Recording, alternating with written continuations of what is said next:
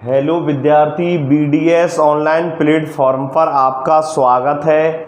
आपका पाठ नंबर 2 अम्ल, क्षारक एवं लवण चल रहा है, जिसकी पिछली क्लास में मैंने आपके लिए अम्ल किसे कहते हैं, अम्ल किसे कहते हैं और इनके गुणधर्मों के बारे में समझाइए। इस प्रश्न की मैंने आपको व्याख्या की कि अम्ल किसे कहते हैं और मैंने आपके लिए वैज्ञानिक आर्यनियस के अनुसार, किसके अनुसार, वैज्ञानिक आर्यनियस के अनुसार अम्ल क्षार को समझाया, अम्ल क्षार की परिभाषा आपको दी। क्लियर। आगे बढ़ते हुए फिर मैंने आपको कार्बनिक अम्ल किसे कहते हैं और खनिज अम्ल किसे कहते हैं इसके बारे में आपको समझाया कि कार्बनिक अम्ल किसे कहते हैं और खनिज अम्ल किसे कहते हैं, इसके उदाहरण आपको बताए। आज मैं आपके लिए एक नया टॉपिक यानी क्षारक किसे कहते हैं और क्षारकों के गुणधर्म लिखिए, किसके अनुसार, वैज्ञानिक आर्यनियस के अनुसार।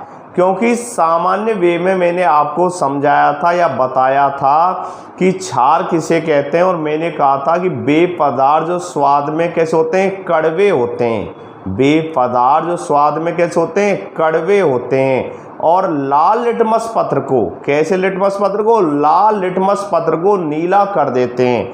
कैसा कर देते हैं, नीला कर देते हैं। क्या कहलाते हैं, क्षार या क्षारक कहलाते हैं, जिसका मैंने एक ट्रिक्स भी बताई थी, छालानी। क्षार लाल लिटमस पत्र को कैसा कर देते हैं, नीला कर देते हैं। कैसा कर देते हैं, नीला कर देते हैं। ये जानकारी मैंने आपको दी। आज मैं आपके लिए वैज्ञानिक आर्यनियस के अनुसार अम्ल और जो क्षार, वैज्ञानिक आर्यनियस के अनुसार अम्ल और क्षार की जो परिभाषाएं हैं उनके बारे में आपको बताने जा रहा हूं, जिसमें मैंने पिछली क्लास में अम्ल की यानी वैज्ञानिक आर्यनियस के अनुसार जो परिभाषा थी उसको मैंने आपको समझा दिया। आज मैं आपको क्षारक जो है, क्षारक या क्षार, क्षारक या क्षार, उसके जो वैज्ञानिक आर्यनियस की जो परिभाषा है उसको मैं बताने जा रहा हूं। इसके अलावा मैं इसके जो प्रमुख गुणधर्म हैं, भौतिक गुणधर्म हैं, उनके बारे में भी आपको समझाएंगे। तो प्रिय छात्र छात्राओं, पहले अपना प्रश्न नोट कर लेना कि क्षारक किसे कहते हैं। क्या प्रश्न बनेगा, क्षारक किसे कहते हैं, नोट करना, क्षारक किसे कहते हैं। कल मैंने आपको समझाया था कि अम्ल किसे कहते हैं और आज बता रहा हूं आपके लिए क्षारक किसे कहते हैं। इनके गुणधर्मों को समझाइए। क्या करना है, इनके गुणधर्मों को समझाइए। इनके गुणधर्मों को, किसको, गुणधर्मों को, इनके गुणधर्मों को समझाइए।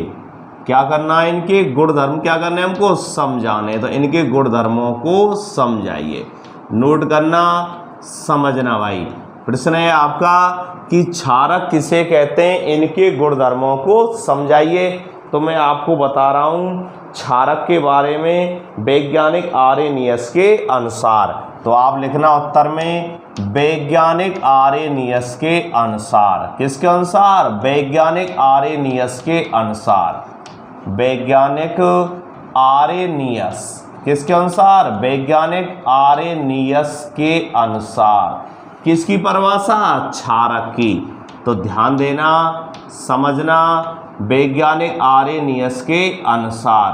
तो देखिए, गौर फरमाना कि वे पदार्थ जो जलीय विलयन में, वे पदार्थ जो जलीय विलयन में आयनित होकर, वे पदार्थ जो जलीय विलयन में आयनित होकर, क्या होकर, आयनित होकर और हाइड्रोक्सिल आयन देते हैं या OH आयन देते हैं, क्या कहलाते हैं, क्षार कहलाते हैं, क्षार कहलाते हैं। दोबारा समझना, वे पदार्थ जो जलीय विलयन में आयनित होकर OH आयन देते हैं या हाइड्रोक्सिल आयन देते हैं या हाइड्रोक्साइड आयन देते हैं, क्या कहलाते हैं, क्षार कहलाते हैं। क्या कहलाते हैं, क्षार।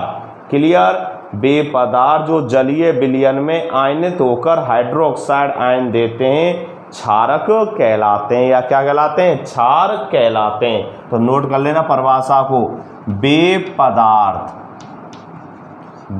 पदार्थ जो जलीय विलयन में, वे पदार्थ जो किसमें, जलीय विलयन में किसमें? जलीय विलयन में। और जलीय विलयन के बारे में मैंने आपको बताया था, जलीय विलयन को हम क्या कहते हैं? AQ से प्रेजेंट करते हैं। किससे प्रेजेंट करते हैं? AQ से। क्लियर? तो वे पदार्थ जो जलीय विलयन में, किसमें? जलीय विलयन में आयनित होकर, वे पदार्थ जो जलीय विलयन में आयनित होकर, क्या होकर प्रिय छात्राओं? आयनित होकर। क्या होकर? आयनित होकर। आयनित होने का मतलब होता है आयनों में क्या होना? विभाजित होना। ठीक है ना? वे पदार्थ जो जलीय विलयन में आयनित होकर क्या देते हैं? हाइड्रो ऑक्साइड आयन देते हैं। क्या देते हैं? हाइड्रो ऑक्साइड आयन देते हैं। समझना, क्या देते हैं? हाइड्रो ऑक्साइड आयन देते हैं। हाइड्रो ऑक्साइड आयन देते हैं। और हाइड्रो ऑक्साइड आयन यानी OH आयन और OH आयन यानी OH की संयोजकता किसमें होती है? माइनस में। किसमें होती है? माइनस में, -1। कल मैं बता रहा था हाइड्रोजन की संयोजकता किसमें होती है? +1 होती है। OH जो होते हैं ना, OH जो होते हैं, जिनको हम हाइड्रोसिल भी कह देते हैं, हाइड्रो ऑक्साइड के नाम से भी जानते हैं, उनकी संयोजकता किसमें होती है? -1 होती है। कितनी होती है? -1। क्लियर? तो वे पदार्थ जो जलीय विलयन में आयनित होकर, यानी वे पदार्थ जो जलीय विलयन में आयनित होकर क्या देते हैं? हाइड्रो ऑक्साइड आयन देते हैं। क्या देते हैं? हाइड्रो ऑक्साइड आयन देते हैं। क्या कहलाते हैं? क्षारक कहलाते हैं। क्या कहलाते हैं? क्षारक कहलाते हैं। क्षारक कहलाते हैं। ध्यान देना, समझना। वैज्ञानिक आर्यनियस के अनुसार मैं आपको बता रहा हूँ। कल मैंने आपको वैज्ञानिक आर्यनियस के अनुसार अम्ल की डेफिनेशन आपके लिए समझाई थी। आज मैं क्षारक की वैज्ञानिक आर्यनियस के अनुसार आपको परिभाषा समझा रहा हूं। तो ध्यान से नोट करना, समझना कि भाई वैज्ञानिक आर्यनियस के अनुसार किसकी परिभाषा? क्षारक की परिभाषा। किसकी परिभाषा? क्षारक की परिभाषा। तो वे पदार्थ जो जलीय विलयन में आयनित होकर क्या देते हैं? हाइड्रोक्साइड आयन देते हैं, यानी OH आयन देते हैं। क्या कहलाते हैं? क्षारक कहलाते हैं। क्या कहलाते हैं? क्षारक कहलाते हैं। उदाहरण, इसके कुछ मैं उदाहरण लिख रहा हूँ। कौन कौन से उदाहरण हैं क्षारक के? तो देखिए NaOH। कौन सा है? NaOH। क्या बोलेंगे इसको? सोडियम। Na क्या होता है? सोडियम होता है। Na sodium. और इस सोडियम का प्रतीक Na, परमाणु क्रमांक 11। और OH को क्या बोल रहे हैं हम? हाइड्रोक्साइड। तो क्या नाम हो जाएगा इसका? रासायनिक नाम क्या हो जाएगा? Sodium hydroxide. क्या हो जाएगा? Sodium hydroxide. तो NaOH को क्या बोलेंगे? Sodium hydroxide. लिख लेना, नोट करना, sodium hydroxide. Sodium hydroxide NaOH। दूसरा उदाहरण लिखना, KOH। के क्या होता है? पोटेशियम। के क्या होता है? पोटेशियम। परमाणु क्रमांक कितना होता है? 19। कितना होता है? 19। तो देखो के से क्या बोलेंगे? पोटेशियम। भाई KOH एक अणु सूत्र है जिसका रासायनिक नाम क्या होता है? Potassium hydroxide. लेकिन OH जुड़ा होने की वजह से किसका उदाहरण है ये? क्षार का। किसका उदाहरण है? क्षार का। क्योंकि वे पदार्थ जो जलीय विलयन में आयनित होकर हाइड्रोक्साइड आयन देते हैं क्या कहलाते हैं? क्षारक कहलाते हैं। क्या कहलाते हैं? क्षारक। तो एक उदाहरण दे दिया मैंने NaOH, दूसरा उदाहरण दे दिया मैंने KOH। अगला उदाहरण लिखना CaOH का होल ट्वाइस। CaOH का होल ट्वाइस। CaOH का होल ट्वाइस। Ca क्या होता है भाई? कैल्शियम। क्या होता है? कैल्शियम। और OH क्या होता है? हाइड्रोक्साइड। तो क्या हो जाएगा? Calcium hydroxide. Calcium hydroxide. CaOH का होल ट्वाइस, कैल्शियम हाइड्रोक्साइड। और इसका सामान्य नाम की बात करें या इसके व्यापारिक नाम की बात करें तो मैंने पार्ट नंबर 1 में समझाया था। CaOH का होल ट्वाइस को क्या बोलते हैं? भुजा हुआ चूना। क्या बोलते हैं? भुजा हुआ चूना। क्लियर? रासायनिक नाम क्या है इसका? Calcium hydroxide. Calcium hydroxide. OH आ रहा है इसलिए हाइड्रोक्साइड। क्यों? हम जानते हैं वे पदार्थ जो जलीय विलयन में क्या होकर? आयनित होकर। वे पदार्थ जो जलीय विलयन में क्या होकर? आयनित होकर क्या देते हैं? हाइड्रोक्साइड आयन देते हैं। या OH आयन देते हैं, क्या कहलाते हैं? क्षारक कहलाते हैं। क्या कहलाते हैं? क्षारक। उदाहरण दिया आपको NaOH, NaOH। दूसरा उदाहरण क्या दिया मैंने? KOH। क्या उदाहरण दिया मैंने? KOH। तीसरा उदाहरण कौन सा दिया अपना? CaOH का होल ट्वाइस, CaOH का होल ट्वाइस यानी कैल्शियम हाइड्रोक्साइड। अगला उदाहरण लिखना MgOH का होल ट्वाइस, MgOH का होल ट्वाइस यानी MgOH का होल ट्वाइस। तो क्या होता है Mg? मैग्नीशियम। क्या होता है? मैग्नीशियम। क्या होता है? Magnesium hydroxide. क्या होता है? Magnesium hydroxide. किसका उदाहरण है? एक क्षार का। किसका उदाहरण है? एक क्षार का। MgOH का होल ट्वाइस, मैग्नीशियम हाइड्रोक्साइड। क्या हो गया भाई? Magnesium hydroxide. और इसको हम मिल्क ऑफ मैग्नीशिया के नाम से भी जानते हैं। किसके नाम जानते हैं? Milk of magnesia. किसके नाम जानते हैं? मिल्क ऑफ मैग्नीशिया के नाम से भी जानते हैं। क्लियर? तो देखिए उदाहरण दे रहा हूं मैं NaOH, KOH, CaOH का होल ट्वाइस, MgOH का होल ट्वाइस। और लिख लो एक दो उदाहरण NH4OH। क्या हो जाएगा? Ammonium hydroxide. सब किसके उदाहरण है? ये क्षार के, यानी क्षारक के उदाहरण है। आई बात समझ में? तो ध्यान देना, समझना। मैं बता रहा हूं आपके लिए प्रिय छात्र छात्राओं कि वे पदार्थ जो जलीय विलयन में आयनित होकर हाइड्रोक्साइड आयन देते हैं क्षारक कहलाते हैं। क्या कहलाते हैं? क्षारक कहलाते हैं। उदाहरण NaOH sodium hydroxide, KOH potassium hydroxide, CaOH का whole twice calcium hydroxide, MgOH का होल ट्वाइस क्या हो गया? Magnesium hydroxide. और NH4OH क्या हो जाएगा? Ammonium hydroxide. क्या हो जाएगा? Ammonium hydroxide. क्लियर? आई बात समझ में? और बात क्या चल रही है कि भाई क्षारक किसे कहते हैं, यानी क्षारक किसे कहते हैं। और मैं आपको डेफिनेशन दे रहा हूं क्षारक की, ध्यान देना। क्या बताया है? यानी वैज्ञानिक आर्यनियस के अनुसार वे पदार्थ जो जलीय विलयन में आयनित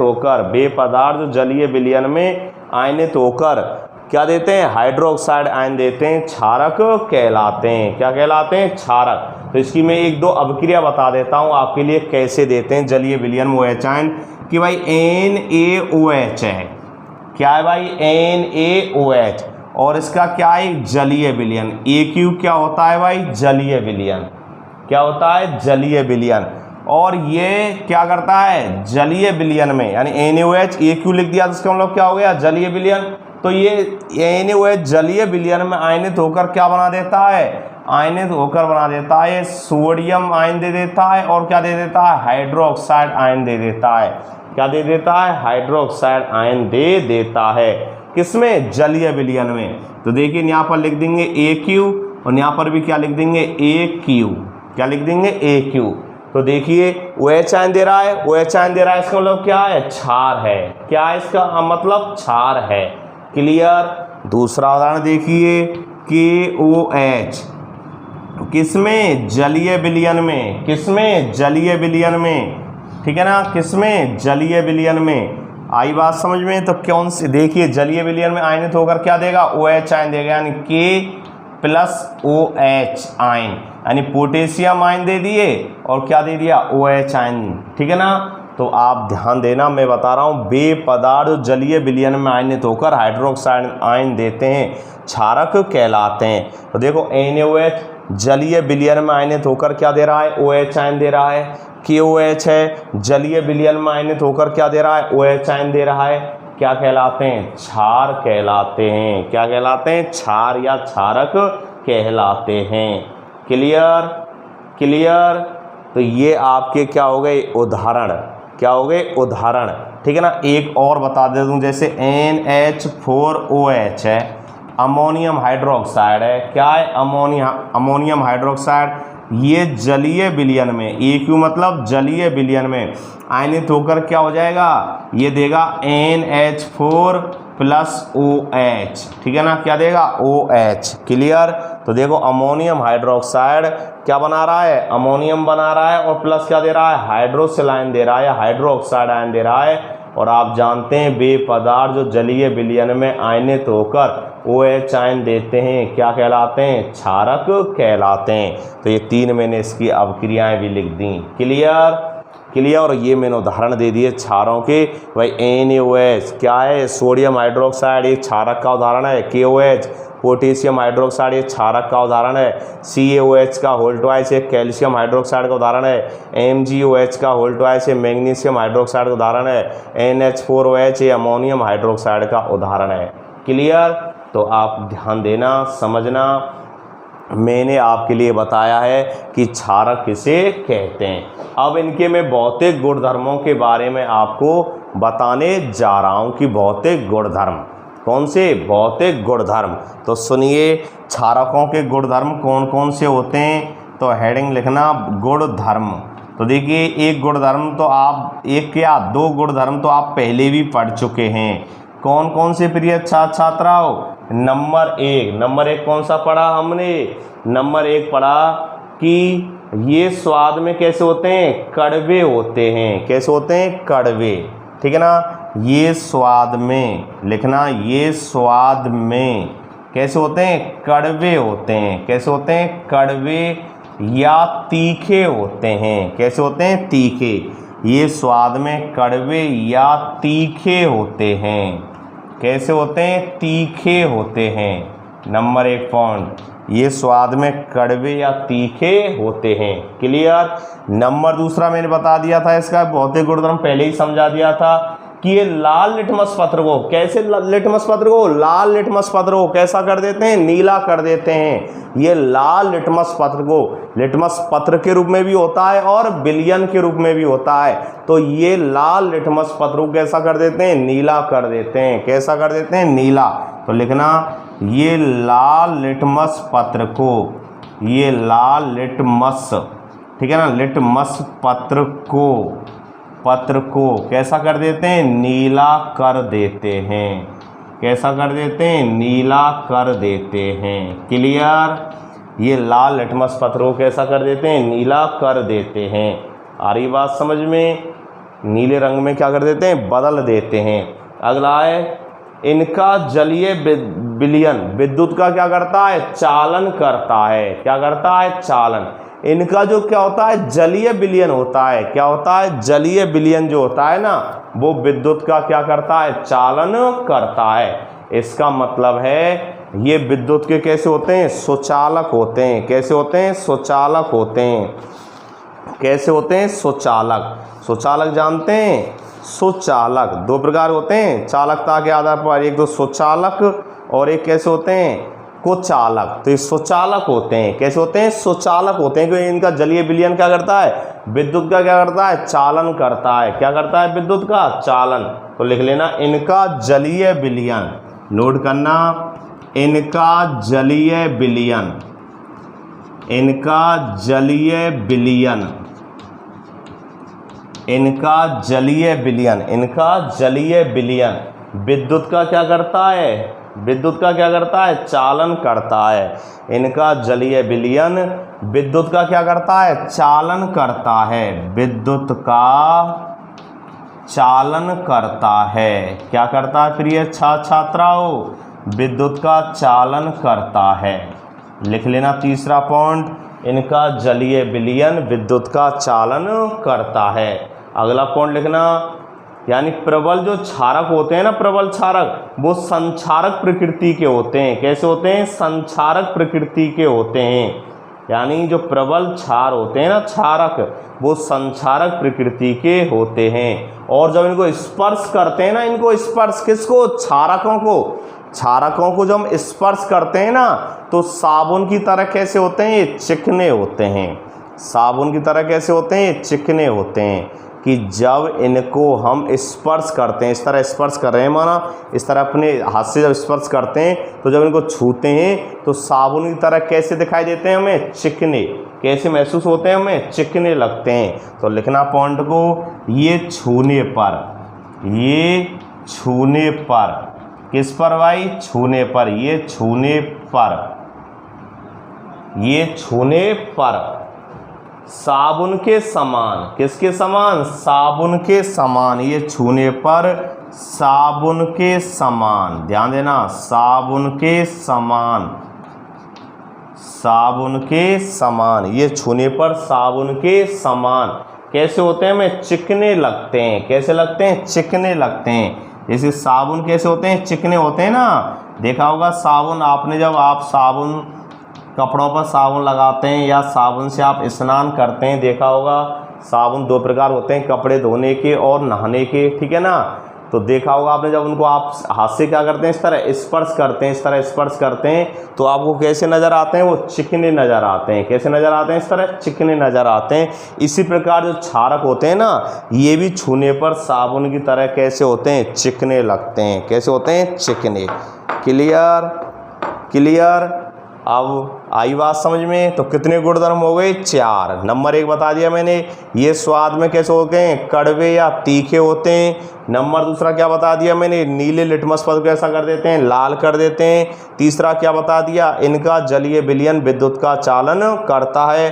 5वां क्या बता दिया, ये छूने पर साबुन के समान कैसे लगते हैं, चिकने लगते हैं। प्रश्न चल रहा है अपना कि क्षारक किसे कहते हैं। कौन सा प्रश्न चल रहा है अपना, क्षारक किसे कहते हैं। नोट कर लेना इनको, क्षारक किसे कहते हैं, इनके गुणधर्मों को समझाइए। तो मैंने आपकी इसकी परिभाषा क्या दी, मैंने नंबर 1 पर इसकी परिभाषा बताई आपके लिए। इसके अलावा, परिभाषा के अलावा मैंने आपको जो परिभाषा थी, परिभाषा के अलावा इसके उदाहरण बताए, और मैंने जलीय विलयन में भी बताया कि क्षार किस प्रकार आयनित होते हैं, इससे संबंधित उदाहरण दिए, और इनके भौतिक गुणधर्मों के बारे में भी समझाया। कितने भौतिक गुणधर्म लिखा दिया अब तक मैंने, 4। 5वां लिखना, 5वां गुणधर्म मैंने पहले बोल दिया था, लेकिन लिख लेना इसको कि प्रबल जो क्षारक होते हैं, प्रबल क्षारक कैसी प्रकृति के होते हैं, संक्षारक प्रकृति के होते हैं। प्रबल क्षारक, संक्षारक, ठीक है ना। प्रबल क्षारक कैसे, संक्षारक प्रकृति के होते हैं, यानी प्रबल क्षारक संक्षारक प्रकृति के होते हैं। कैसे होते हैं, संक्षारक प्रकृति के होते हैं। क्लियर, नोट करना इस बात को कि प्रबल क्षारक संक्षारक प्रकृति के होते हैं। कितने पॉइंट हो गए आपके, 5। कितने हो गए, 5।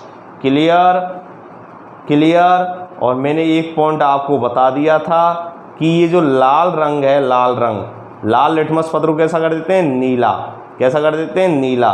लेकिन जो मैथिल ऑरेंज है, क्या है, मैथिल ऑरेंज है, उसको पीले रंग में क्या कर देते हैं, परिवर्तित कर देते हैं। किसमें, पीले रंग में। तो इस बात को भी लिख लेना कि मैथिल ऑरेंज को, 6वां एक पॉइंट और बना लेना कि भाई क्षारक जो होते हैं वो क्या करते हैं, मैथिल ऑरेंज को। तो इस डायरेक्ट लिख देता हूं मैं, मैथिल ऑरेंज को, मैथिल ऑरेंज को पीले रंग में, यानी मैथिल ऑरेंज जो होती है ना, मैथिल ऑरेंज को कैसे रंग में, पीले रंग में। कैसे रंग में, पीले रंग में, मैथिल ऑरेंज को पीले रंग में। और मैंने एक और बताया था कृत्रिम सूचक। अरे कृत्रिम सूचक मैंने आपको 2 बताए थे, मैथिल ऑरेंज, और एक बताया था मैंने फिनोल्फथैलीन। कौन सा बताया, फिनोल्फथैलीन। 2 बताए थे। तो मैथिल ऑरेंज जो होता है, क्या होता है, मैथिल ऑरेंज, मैथिल ऑरेंज को कैसे रंग में, पीले रंग में। एवं लिखना फिनोल्फथैलीन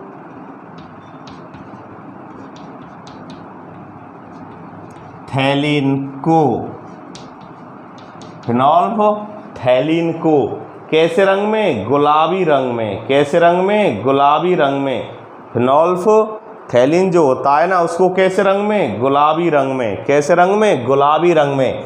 तो मैथिल ऑरेंज को पीले रंग में, एवं फिनोल्फथैलीन जो होता है, फिनोल्फथैलीन को कौन से रंग में, गुलाबी रंग में, यानी पिंक, गुलाबी। कौन से रंग में, गुलाबी रंग में क्या कर देते हैं, परिवर्तित कर देते हैं। गुलाबी रंग में क्या कर देते हैं, परिवर्तित कर देते हैं, परिवर्तित कर देते हैं। आई बात समझ में। और लिटमस पत्र के बारे में मैंने पहले लिखा ही दिया था कि लाल लिटमस पत्र को कैसा कर देते हैं, नीला कर देते हैं। तो कितने गुणधर्म बताए मैंने, 6। कितने बताए, 6। नंबर 1 बताया था कि ये स्वाद में तीखे या कैसे होते हैं, कड़वे होते हैं। नंबर 2 बताया आपके लिए, ये लाल लिटमस पत्र को कैसा कर देते हैं, नीला कर देते हैं। कैसा कर देते हैं, नीला। नंबर 3 मैंने आपके लिए कौन सा बताया, नंबर 3 आपके लिए मैंने बताया कि ये छूने पर कैसे होते हैं, साबुन के समान कैसे होते हैं, चिकने होते हैं। इनका जलीय विलयन, नंबर 4 क्या बताया, इनका जलीय विलयन विद्युत का क्या करता है, चालन करता है। क्या करता है, विद्युत का चालन करता है। 5वां पॉइंट मैंने बताया था कि प्रबल क्षारक संक्षारक प्रकृति के होते हैं। कैसे होते हैं, संक्षारक प्रकृति के होते हैं। और 6वां मैंने और एक पॉइंट एक्स्ट्रा बढ़ा दिया है आपके लिए कि मैथिल ऑरेंज हो किसमें, पीले रंग में, और फिनोल्फ्थैलीन जो होता है उसको गुलाबी रंग में क्या कर देते हैं, परिवर्तित कर देते हैं। क्योंकि लिटमस जो होता है, लिटमस एक प्राकृतिक सूचक है, जबकि मैथिल ऑरेंज और फिनोल्फ्थैलीन जो होते हैं कैसे सूचक हैं, ये कृत्रिम सूचक हैं। कैसे सूचक हैं, ये कृत्रिम सूचक हैं। आई बात समझ, कृत्रिम सूचक हैं। Clear, clear. ये बातें मैंने आपको, यानी क्षारक किसे कहते हैं और क्षारकों के क्या बताए मैंने आपको, गुणधर्म। क्या बताए, गुणधर्म। और वो भी कौन से गुणधर्म, केवल भौतिक गुणधर्म। कौन से, भौतिक गुणधर्म। क्लियर। अब इसमें आपके 2 कॉन्सेप्ट और हैं, ठीक है ना, 2 कॉन्सेप्ट और बता देता हूँ। एक तो होता है प्रबल अम्ल, यानी प्रबल अम्ल किसे कहते हैं। एक तो होता है प्रबल अम्ल और एक होते हैं दुर्बल अम्ल, कि भाई प्रबल अम्ल और दुर्बल अम्ल किसे कहते हैं। एक प्रश्न तो आपका ये बनता है। और इसी प्रकार एक प्रश्न बनता है प्रबल क्षार, प्रबल क्षार या प्रबल क्षारक एवं दुर्बल क्षारक किसे कहते हैं। तो ये 2 प्रश्न और हैं आपको, इनको और मैं हल करा देता हूँ, तो ध्यान से। यानी प्रबल अम्ल और प्रबल अम्ल एवं दुर्बल अम्ल किसे कहते हैं। एक प्रश्न तो आपका है, क्योंकि आपको पता है मैंने बहुत उदाहरण दिए हैं अम्ल और क्षार के, लेकिन हमें यह पता होना चाहिए कि इनमें प्रबल कौन से हैं और दुर्बल कौन से हैं। क्योंकि जो मैंने उदाहरण दिए हैं उन उदाहरणों में ये क्लियर होना चाहिए कि भाई प्रबल अम्ल कौन कौन से हैं और दुर्बल अम्ल कौन कौन से हैं। ठीक है ना, प्रबल अम्ल कौन कौन से और दुर्बल अम्ल कौन कौन से। इसी प्रकार प्रबल क्षार कौन कौन से और दुर्बल क्षार कौन कौन से। तो इस प्रश्न की जो है इसको मैं आपको हल कर रहा हूँ, इसको मैं आपको समझाने जा रहा हूँ। तो प्रिय छात्र छात्राओं, ध्यान से समझना और ध्यान देना, ठीक है ना। अगला प्रश्न नोट करना कि भाई प्रबल अम्ल कौन सा, प्रबल अम्ल। प्रश्न है आपका भाई प्रबल अम्ल एवं दुर्बल अम्ल, दुर्बल अम्ल, प्रबल अम्ल एवं दुर्बल अम्ल किन्हें कहते हैं या किसे कहते हैं, एक ही बात है। प्रबल अम्ल एवं दुर्बल अम्ल किन्हें कहते हैं या किसे कहते हैं, किसे कहते हैं, किसे कहते हैं। नोट करना प्रश्न को, ठीक है ना। प्रबल अम्ल एवं दुर्बल अम्ल किसे कहते हैं।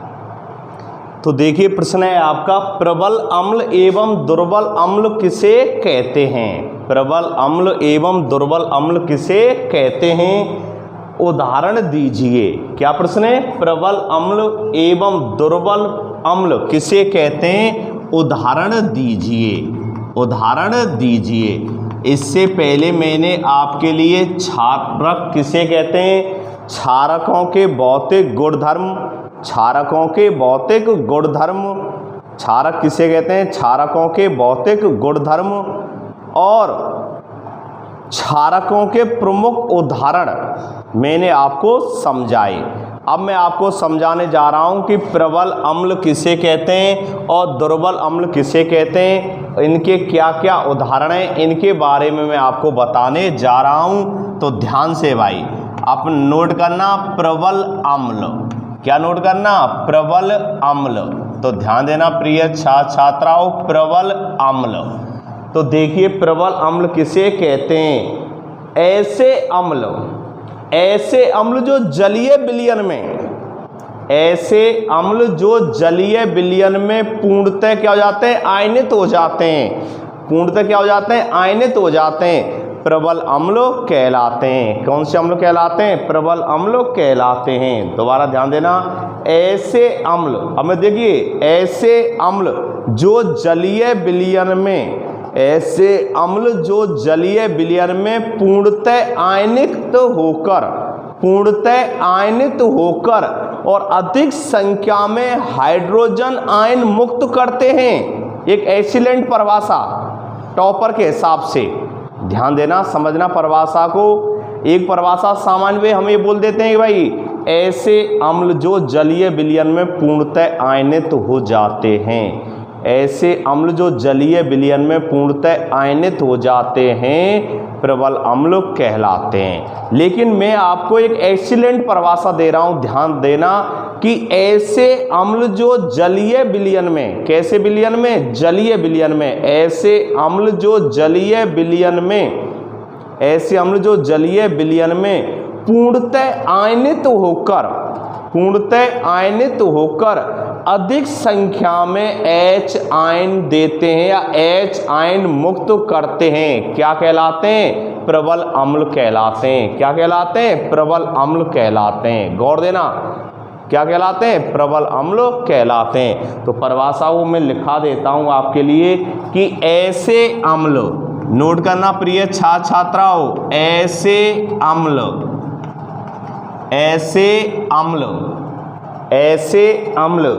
जो जलीय विलयन में, ऐसे अम्ल जो जलीय विलयन में, कैसे विलयन में? जलीय विलयन। जलीय विलयन को किससे प्रेजेंट करते हैं? AQ से।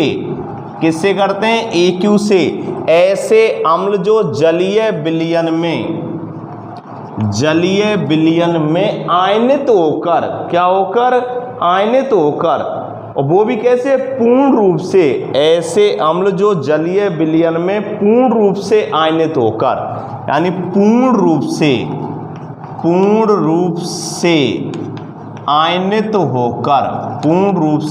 आयनित होकर, ध्यान देना, समझना मेरी बात को।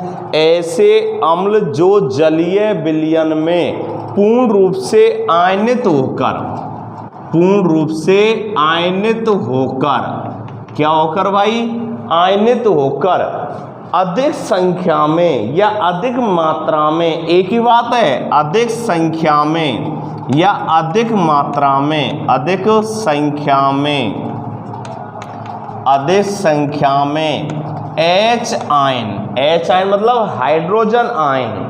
हाइड्रोजन आयन, और कोष्टक में क्या लिख दूं मैं? AQ लिख दूं। किसमें? क्यों किसमें मुक्त होंगे? जलीय विलयन में। किसमें मुक्त होंगे? जलीय विलयन में। तो ध्यान देना, समझना, ऐसे अम्ल जो जलीय विलयन में पूर्ण रूप से आयनित होकर अधिक संख्या में हाइड्रोजन आयन मुक्त करते हैं। हाइड्रोजन आयन क्या करते हैं? मुक्त करते हैं। क्या कहलाते हैं? प्रबल अम्ल कहलाते हैं।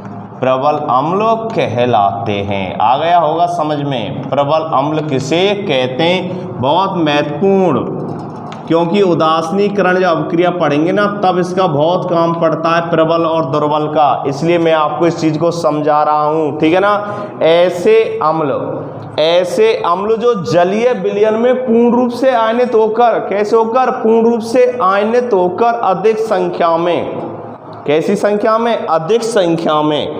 अधिक संख्या में H आयन मुक्त करते हैं, क्या कहलाते हैं? प्रबल अम्ल कहलाते हैं। क्या कहलाते हैं? प्रबल अम्ल कहलाते हैं। ध्यान देना, प्रबल अम्ल किससे कहते हैं? और मैंने परिभाषा दे दी, ऐसे अम्ल जो जलीय विलयन में पूर्ण रूप से आयनित होकर अधिक संख्या में H आयन, हाइड्रोजन आयन मुक्त करते हैं, प्रबल अम्ल कहलाते हैं। अब मैं इसके उदाहरण दे रहा हूं, प्रबल अम्ल कौन कौन से हैं। तो देखिए प्रिय छात्र छात्राओं, इसकी मैंने आपको एक ट्रिक्स बना रखी है कि हसना प्रबल है, हसना प्रबल अम्ल है, हसना। और वैसे भी आज समझते हैं, बताते होंगे आपके कई गुरुजनों ने बताया हो भाई हंसना स्वास्थ्य के लिए कैसा होता है, लाभदायक होता है। कैसा होता है, हंसना स्वास्थ्य के लिए लाभदायक होता है। और मैं बता रहा हूं आपके लिए हंसना प्रबल अम्ल है। इसकी एक ट्रिक्स है, हंसना प्रबल अम्ल है। कैसे, सुनिए। हंसना, हा से क्या बनेगा, हाइड्रोक्लोरिक अम्ल, सा से क्या बनेगा, सल्फ्यूरिक अम्ल, और ना से क्या बनेगा, नाइट्रिक अम्ल। क्या बनेगा, नाइट्रिक अम्ल। और तीन ही, कितने, तीन ही अपने प्रबल अम्ल हैं। कौन कौन से, हाइड्रोक्लोरिक अम्ल, सल्फ्यूरिक अम्ल और नाइट्रिक अम्ल। और इसकी ट्रिक्स क्या है, हंसना प्रबल है, हंसना प्रबल अम्ल है। हा से क्या बनेगा, ठीक है ना, हा से क्या बनेगा, हाइड्रोक्लोरिक अम्ल, सा से क्या बनेगा, सल्फ्यूरिक अम्ल, और ना से क्या बनेगा, नाइट्रिक अम्ल। तो देखिए लिख लेना, तीनों प्रबल अम्ल कौन कौन से हो गए, HCl हाइड्रोक्लोरिक अम्ल, क्लियर। H2SO4 क्या बोल देंगे, सल्फ्यूरिक अम्ल, लिख लेना नीचे। अगर आपको ध्यान नहीं रहे तो कि भाई H2SO4 को क्या बोलते हैं, तो उसके नीचे लिख लेना H2SO4 को क्या बोलते हैं, सल्फ्यूरिक अम्ल, अम्लों का राजा। क्या कह देते हैं इसको, अम्लों का राजा, क्लियर, ठीक है ना, अम्लों का राजा, ठीक है ना, अम्लों का राजा, ठीक है ना।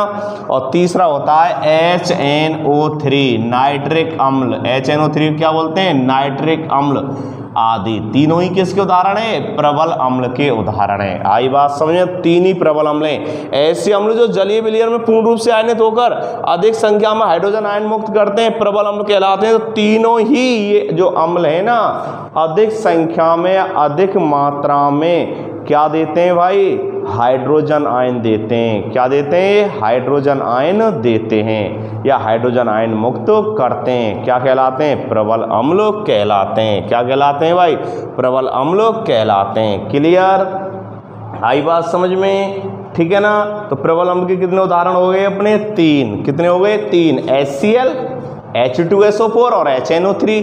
और इसकी मैंने एक शॉर्ट में ट्रिक्स बना रखी है, हंसना, हा से हाइड्रोक्लोरिक अम्ल HCl, सा से सल्फ्यूरिक अम्ल H2SO4, ना से नाइट्रिक अम्ल HNO3, क्लियर।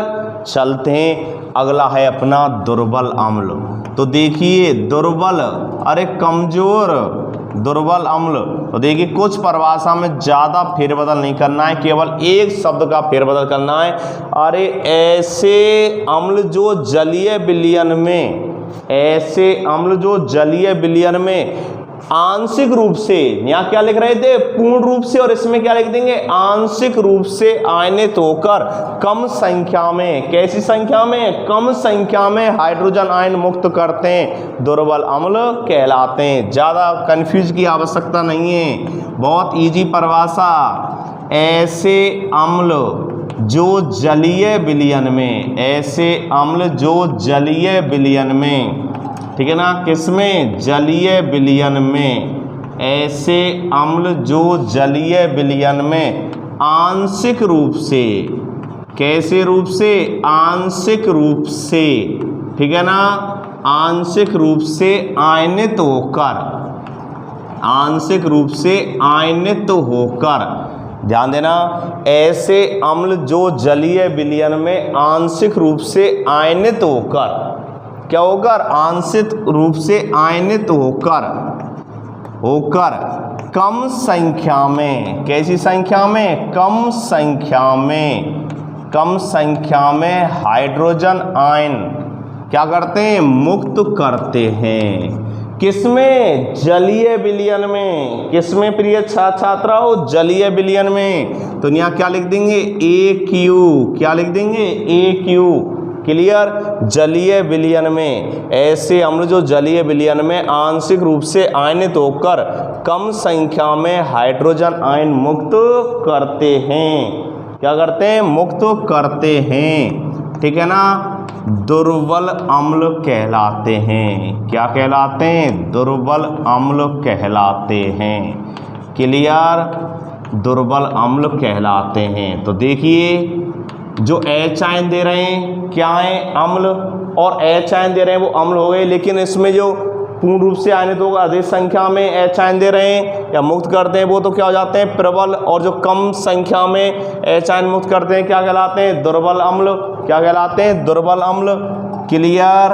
तो इनके उदाहरण लिख लेना। दुर्बल अम्ल कौन कौन से हैं, तो देखो एसिटिक अम्ल जो सिरके में पाया जाता है। एसिटिक अम्ल किसका उदाहरण है, दुर्बल अम्ल का। एक होता है अपना फॉर्मिक अम्ल, लाल चींटी के डंक में पाया जाता है HCOOH।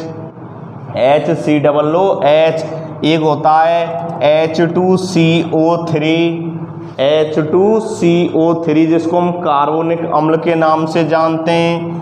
कौन से अम्ल के नाम जानते हैं, कार्बोनिक अम्ल के नाम से जानते हैं। कौन से अम्ल के नाम से, कार्बोनिक अम्ल के नाम से जानते हैं, कार्बोनिक अम्ल के नाम से। क्लियर। और एक होता है अपना H2SO3।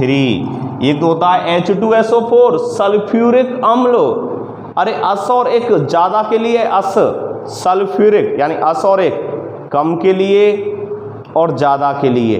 मेरा कम के लिए क्या लगा देते हैं, अस लगा देते हैं, ठीक है ना। और ज़्यादा के लिए कौन सा प्रत्यय लगा देते हैं, एक लगा देते हैं। तो सल्फ्यूरिक H2SO4 सल्फ्यूरस अस सल्फ्यूरस H2SO3 सल्फ्यूरस अम्ल। सल्फ्यूरस अम्ल। क्लियर। क्लियर। H2SO3 सल्फ्यूरस अम्ल। सल्फ्यूरस आई बात समझ में, सल्फ्यूरस अम्ल। और एक होता है कौन सा, H2SO4 यानी कि सल्फ्यूरिक अम्ल। सल्फ्यूरिक और सल्फ्यूरस। क्लियर। क्लियर। क्योंकि मैंने आपको बताया था जैसे फेरिक तो कम संयोजकता जब प्रदर्शित करते हैं तो कौन सा शब्द लगाते हैं, अस। और ज़्यादा संयोजकता प्रदर्शित करते हैं तो कौन सा शब्द लगाते हैं, एक। क्या लगाते हैं, एक। जैसे सल्फ्यूरस और सल्फ्यूरिक, ऐसे फेरिक। क्लियर। तो ध्यान देना, समझना, ऐसे अम्ल जो जलीय विलयन में आंशिक रूप से आयनित होकर कम संख्या में हाइड्रोजन आयन मुक्त करते हैं दुर्बल अम्ल कहलाते हैं। क्लियर। प्रश्न था आपका कि प्रबल अम्ल किसे कहते हैं और दुर्बल अम्ल किसे कहते हैं, उदाहरण सहित समझाइए। तो दोनों के मैंने आपको उदाहरण बताए, ध्यान देना, समझना। अगला प्रश्न और मैं बता रहा था भाई, प्रबल क्षारक एवं दुर्बल क्षारक किसे कहते हैं। तो देखिए उस प्रश्न को आप नोट कर लेना। अगला प्रश्न कि प्रबल क्षारक, ठीक है ना, एवं दुर्बल क्षारक,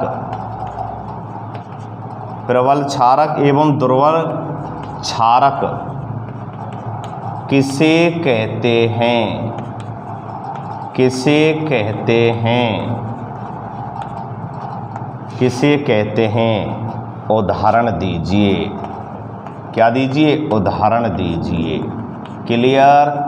और ध्यान देना प्रिय छात्राओं, जो भी आपको ऑनलाइन पढ़ाया जा रहा है उसको आप घर पर रहकर तुरंत इसको याद करके चलें, इसका स्वाध्याय करें। जितना आप घर पर रहकर इसका ज़्यादा अध्ययन करेंगे उतनी ही सफलता मिलेगी।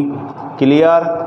तो आपके जितनी भी विषय की आपकी ऑनलाइन क्लास चल रही हैं उनको आप अधिक से अधिक घर पर रहकर अध्ययन करें, क्योंकि स्कूल बहुत जल्दी ओपन होने वाले हैं। 1 सितंबर से आपके राजस्थान जो है, अपने राजस्थान में 1 सितंबर से स्कूल खुलने जा रहे हैं। क्लियर। और साथ ही आपको पता हो, कल न्यूज़ भी मिल गई होगी आपको कि 2 सितंबर से आपके बोर्ड के फॉर्म भी भरे जा रहे हैं। जो अपने राजस्थान बोर्ड है ना, राजस्थान बोर्ड, उसके जो फॉर्म हैं, अपने बोर्ड के फॉर्म बोलते हैं आप उनको, किसके, बोर्ड के फॉर्म बोलते हैं, वो आपके 2 सितंबर से भरे जा रहे हैं। 2 सितंबर से 27 सितंबर, यानी आपकी तारीख है 2 सितंबर से 27 सितंबर।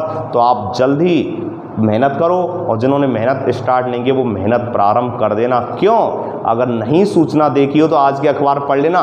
3 मार्च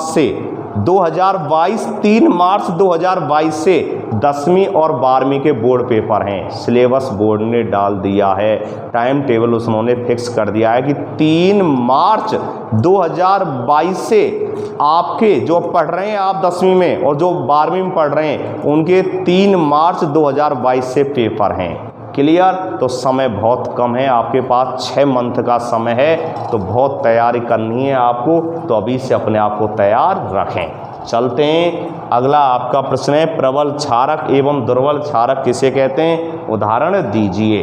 तो देखिए वही परिभाषाएं, परिभाषा में कोई अंतर नहीं है। प्रबल अम्ल और प्रबल क्षारक अगर समझ में आ गए उसी हिसाब से इनकी परिभाषाओं को बना देते हैं। तो नोट करना, प्रबल क्षारक किसे कहते हैं। तो देखिए वही बात है, ऐसे क्षारक, अरे ऐसे क्षारक जो जलीय विलयन में, जो किसमें, जलीय विलयन में, जलीय विलयन में, ठीक है ना, पूर्ण रूप से आयनित होकर, कैसे, पूर्ण रूप से आयनित होकर, ऐसे क्षारक जो जलीय विलयन में पूर्ण रूप से, कैसे, पूर्ण रूप से आयनित होकर, पूर्ण रूप से आयनित होकर, क्लियर, पूर्ण रूप से आयनित होकर, ऐसे क्षारक जो जलीय विलयन में पूर्ण रूप से आयनित होकर, ठीक है ना, अधिक संख्या में, कैसी संख्या में, अधिक संख्या में। अब क्षारक हैं भाई तो क्या देंगे,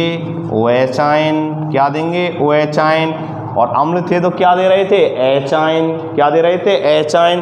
तो ऐसे क्षारक जो जलीय विलयन में पूर्ण रूप से आयनित होकर अधिक संख्या में OH आयन, OH आयन मतलब hydroxyl ion, hydroxide ion, hydroxyl ion या हाइड्रो ऑक्साइड आयन क्या करते हैं, मुक्त करते हैं, क्या करते हैं, मुक्त करते हैं, क्या कहलाते हैं, प्रबल क्षार कहलाते हैं, क्या कहलाते हैं, प्रबल क्षार कहलाते हैं। आई बात समझ में, प्रबल क्षार कहलाते हैं। Clear, clear. ऐसे क्षारक जो जलीय विलयन में पूर्ण रूप से क्या होकर, आयनित होकर अधिक संख्या में OH आयन मुक्त करते हैं, क्या कहलाते हैं, प्रबल क्षार कहलाते हैं, क्या कहलाते हैं, प्रबल क्षार कहलाते हैं। जैसे उदाहरण लिख लेना, इसके 2 ही उदाहरण है प्रबल क्षार के आपके बुक में, एक तो NaOH, अरे सोडियम हाइड्रोक्साइड, NaOH को क्या बोलते हैं, सोडियम हाइड्रोक्साइड, सबसे प्रबल क्षार है ये, तो सबसे प्रबल, इसकी pH 14 होती है, सबसे प्रबल है। और दूसरा होता है अपना KOH, पोटेशियम हाइड्रोक्साइड, कौन सा हो गया, पोटेशियम हाइड्रोक्साइड। तो आपके सिलेबस में 2 ही प्रबल क्षारक हैं, NaOH और KOH। प्रबल क्षारक किसे कहते हैं, ऐसे क्षारक जो जलीय विलयन में पूर्ण रूप से आयनित होकर अधिक संख्या में OH आयन मुक्त करते हैं, प्रबल क्षार कहलाते हैं। क्लियर, आई बात समझ में, नोट करना इस बात को। और अगला है अपना दुर्बल क्षारक, कौन से प्रिय छात्राओं, दुर्बल क्षारक, ठीक है ना, मेहनत करो, सूचना को सुन के कहीं बेचैन मत हो जाना, ठीक है ना। जो अभी आपको सूचना दी है कि 3 मार्च 2022 से आपके पेपर हैं, आज के अखबार में कर दिया है क्लियर, बोर्ड ने अपना टाइम टेबल जारी कर दिया है, 2 सितंबर से आपके बोर्ड के फॉर्म अप्लाई हो रहे हैं। तो विचलित मत होना, धैर्य ईमानदारी के साथ आप अध्ययन को जारी रखो। और हमारी भी कोशिश अब ये है कि जो वीडियो हैं उनके टाइम को हम बढ़ाते ही जा रहे हैं, अब इस वजह से बढ़ाना प्रारंभ कर दिया है आज से ही, जैसे ही हमको एक सूचना मिली है। तो धैर्य बनाए रखो प्रिय छात्राओं। तो सुनिए, दुर्बल क्षारक, ध्यान देना, ऐसे क्षारक, ऐसे क्षारक, समझना, ऐसे क्षारक, ठीक है ना, जो जलीय विलयन में, विश्वास बनाए रखो, ऐसे क्षारक जो जलीय विलयन में, ठीक है ना, ऐसे क्षारक जो जलीय विलयन में, ठीक है ना, कैसे आंशिक रूप से, कैसे आंशिक रूप से, आंशिक रूप से, आंशिक रूप से आयनित होकर, कैसे आंशिक रूप से आयनित होकर, आयनित होकर कम संख्या में, ध्यान देना, कम संख्या में, कैसी संख्या में, कम संख्या में, यानी ऐसे क्षारक जो जलीय विलयन में आंशिक रूप से आयनित होकर कम संख्या में, कैसे प्रिय छात्राओं, कम संख्या में, आई बात समझ, आयनित होकर कम संख्या में, ठीक है ना, कम संख्या में, आ रही बात समझ, कम संख्या में क्या देते हैं, OH आयन मुक्त करते हैं या OH आयन देते हैं, किसमें, जलीय विलयन में। अरे ऐसे क्षारक जो जलीय विलयन में आंशिक रूप से आयनित होकर कम संख्या में OH आयन मुक्त करते हैं, क्या कहलाते हैं, दुर्बल क्षारक कहलाते हैं, ठीक है ना, दुर्बल क्षारक कहलाते हैं। ध्यान देना प्रिय छात्राओं, प्रश्न था प्रबल क्षारक और दुर्बल क्षारक किसे कहते हैं, और हमने उत्तर दिया प्रबल क्षारक का। पहले क्या दिया, अरे ऐसे क्षारक जो जलीय विलयन में पूर्ण रूप से आयनित होकर अधिक संख्या में क्या देते हैं, OH आयन मुक्त करते हैं, क्या कहलाते हैं, प्रबल क्षार कहलाते हैं। और दुर्बल क्षार ऐसे क्षारक जो जलीय विलयन में आंशिक रूप से आयनित होकर कम संख्या में OH आयन मुक्त करते हैं, दुर्बल क्षारक कहलाते हैं। ध्यान से नोट करना, समझना, ठीक है। और ये आपके क्या मैंने बताएं, प्रबल अम्ल और दुर्बल अम्ल, प्रबल क्षारक और दुर्बल क्षारक बहुत याद होने चाहिए, बहुत जल्दी याद कर लो इनके उदाहरण को। क्यों, उदासीनीकरण जो अपक्रियाएं होंगी थोड़ी सी इस पार्ट में है, हल्का सा ब्यौरा है, तब उसका बहुत काम पड़ेगा, कौन प्रबल है और कौन दुर्बल है। क्लियर, इसके उदाहरण बता रहा हूं मैं प्रिय छात्राओं, नोट करना इसके उदाहरण, ठीक है ना। कौन कौन से उदाहरण है इसके, तो उदाहरण लिख लेना इसके। एक होता है CaOH का होल ट्वाइस, अरे कैल्शियम हाइड्रोक्साइड, बुझा हुआ चूना, क्या बोल देते हैं इसको, बुझा हुआ चूना। किसका उदाहरण है ये, दुर्बल क्षारक का। किसका उदाहरण है, दुर्बल क्षारक का। अगला होता है MgOH का whole twice, magnesium hydroxide, milk of magnesia, milk of magnesia, ये भी दुर्बल क्षारक का उदाहरण है। इसका उपयोग तो अम्लता, बताया था पाठ की शुरुआत में, एसिडिटी को कम करने में भी किया जाता है। क्लियर। और अगला है NH4OH, ammonium hydroxide, ammonium hydroxide, NH4OH, ammonium hydroxide, सब किसके उदाहरण है ये, दुर्बल क्षारक के। क्यों, ये जलीय विलयन में जब आयनित हो ना, आयनित सीधी सीधी भाषा समझ लो देसी, जब ये जलीय विलयन में आयनित होते हैं ना, आयनित, तो ये पूर्ण रूप से आयनित ना होए, ये आंशिक रूप से आयनित होते हैं। और जब आंशिक रूप से आयनित होंगे तो कम संख्या में क्या देंगे भाई, OH आयन देते हैं। और वही बात मैं बता रहा हूं कि ऐसे क्षारक जो जलीय विलयन में आंशिक रूप से आयनित होकर कम संख्या में OH आयन मुक्त करते हैं, दुर्बल क्षारक कहलाते हैं। और पूर्ण रूप से जब आयनित रह जाएंगे तो अधिक OH आयन देंगे नहीं देंगे, और जब कम यानी कैसे आंशिक रूप से आयनित होंगे तो कम कैसे, कम OH आयन देंगे, कम OH आयन देते हैं, कम हाइड्रोक्साइड आयन देते हैं। Clear, clear. जो पूर्ण रूप से आयनित होंगे तो ज़्यादा देते हैं, कम होंगे आंशिक रूप से आयनित होंगे तो कैसे आयन देंगे, कम देंगे। वही परिभाषा, उदाहरण ध्यान रखना, प्रबल अम्ल 3 ही है आपकी बुक में, HCl, H2SO4, HNO3, जिसकी मैंने ट्रिक्स बना दी हंसना। क्या बना दी, हंसना। क्या बना दी, हंसना, हंसना, ठीक है ना।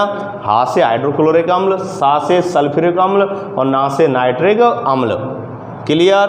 उदाहरण है इसमें फिर आपके दुर्बल के एसिटिक अम्ल, फॉर्मिक अम्ल, कार्बोनिक अम्ल और सल्फ्यूरस अम्ल, H2SO3।